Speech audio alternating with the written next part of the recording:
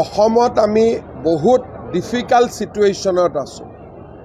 আমাৰ মাজত সোমাই যাব পাৰে আৰু যিকোনো কাম কৰিব পাৰে, কাৰণ ইয়াতে তেওঁলোকৰ পাৰ্চেণ্টেজ বহুত বেছি। গতিকে অসম বহু দিনলৈ সাৱধান হৈ থাকিব লাগিব আৰু আমাৰ ইয়াত যেতিয়া হ'ব তেতিয়া ডাঙৰকৈয়ে হ'ব।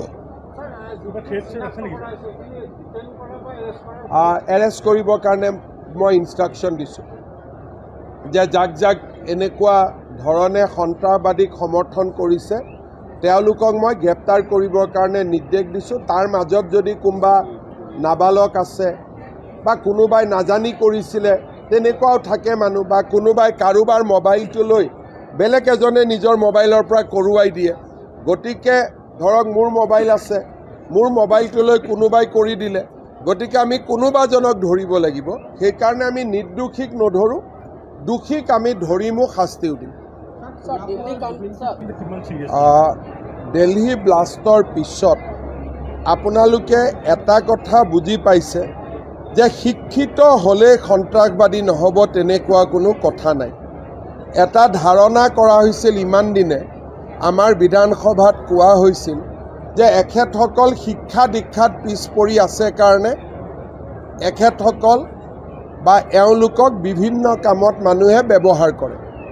কিন্তু এইবাৰ দিল্লীত যিটো আমি ঘটনা দেখা পালোঁ, অশিক্ষিত লোকে কৰা নহয়, শিক্ষিত লোকে জেহাদ কৰিছে।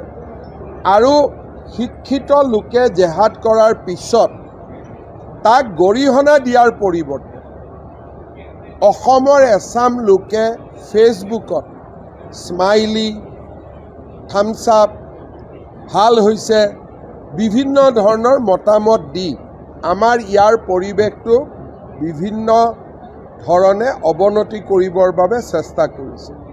এইখিনিয়ে মানুহ যোৱাকালিলৈকে জুবিন ক্ষেত্ৰত গৈ চাউল দালি নালাগে আন্দোলন কৰি আছিল একেখিনি মানুহে, আৰু বম ব্লাষ্টৰ পিছত একেখিনি মানুহে বম ব্লাষ্টক আদৰণি জনাইছে।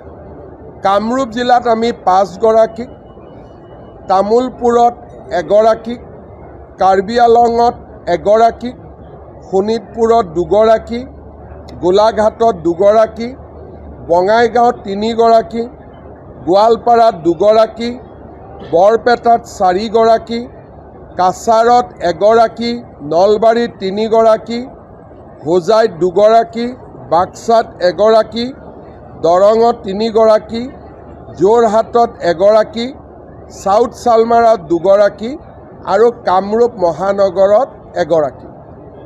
এই মানুহখিনিক আমি আইডেণ্টিফাই কৰিছোঁ।